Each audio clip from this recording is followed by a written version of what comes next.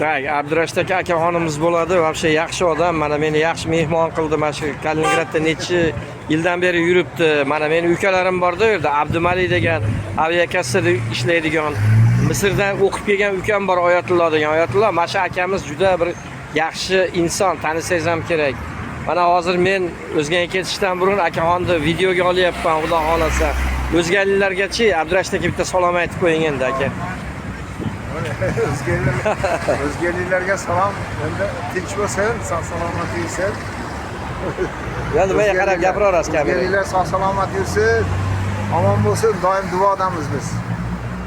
Rahmat aka, rahmat. Katta ishlaringiz yursin aka. Endi meni ham olib qo'yadi-da, Abdurashid akamchi mana. Mana shundaylar ushlab turadi, mana shunday. To'g'ri. To'g'ri, menga ushlasangiz o'zi ko'rinaman.